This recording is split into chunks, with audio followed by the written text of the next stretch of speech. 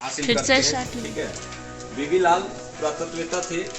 इन्होंने यूपी के मेरठ में खुदाई करवाया और कब करवाया तो 1951 खुदाई के दौरान वहाँ मिला एक क्षेत्र, प्राचीन क्षेत्र जो महाभारत से जुड़ा हुआ है। इन लोग का महाभारत में इन लोग का निवास स्थल हुआ करता था हस्तिनापुर, वो क्षेत्र प्राप्ति हुआ। उत्तर प्रदेश के मेरठ में हस्तिनापुर की प्राप्ति हुई। जब यहाँ 5 लेयरों में खुदाई करवाई इन्होंने बीबी लाल ने, तो क्या मिला खुदाई में, तो कुछ कच्चे मकान के अवशेष मिले, कुछ पक्के ईंटों के घर मिले।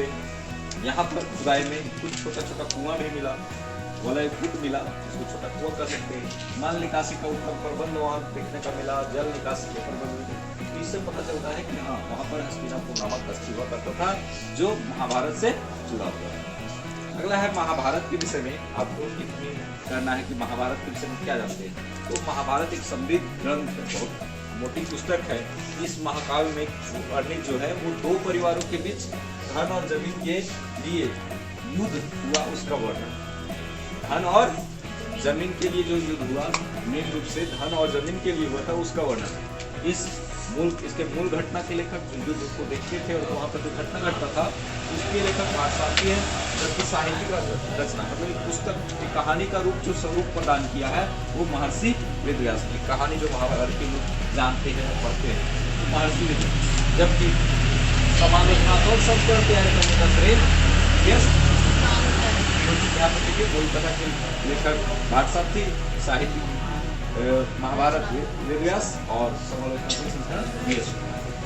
महाभारत प्राचीन भारतीय महाकाव्य है जो हिंदू धर्म का सबसे पवित्र ग्रंथों में से एक, और बहुत सारे पवित्र ग्रंथ है इसमें से एक महाभारत को भी पवित्र ग्रंथ माना जाता है हिंदू धर्म का।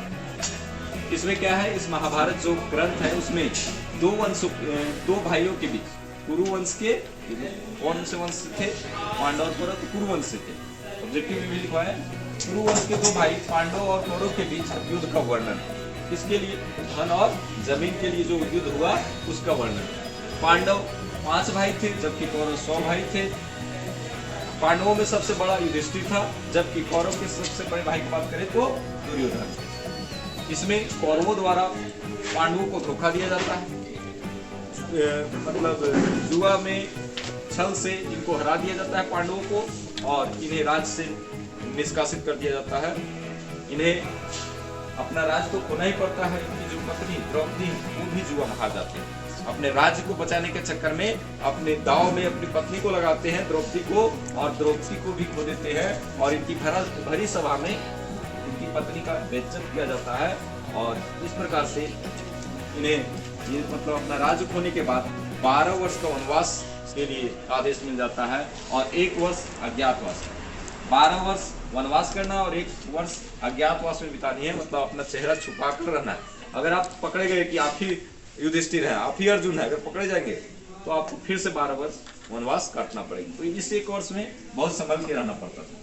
12 वर्ष जंगल में और 1 वर्ष अपना चेहरा पहचान छुपा के रहना पड़ता। लेकिन ये बहुत उस दौरान भी जब वनवास गए और अज्ञातवास में बिताए, उस समय भी इनके साथ बहुत सारा परेशानी का सामना करना पड़ता है। मारने का षड्यंत्र चलता है रेगुलर। कौरवों तरफ एक से बढ़कर एक योद्धा थे, पराक्रमी योद्धा थे।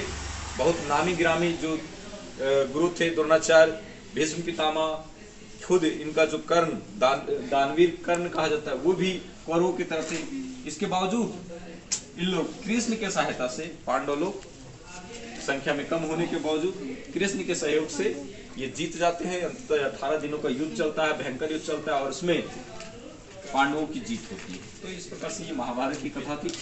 और इस कथा को महाभारत के समालोचनात्मक संस्करण जो तैयार करने का काम किया है, विस्तृत रूप में जो महाभारत की कथा चल रही है उसको एक जगह संग्रह करने का काम किया।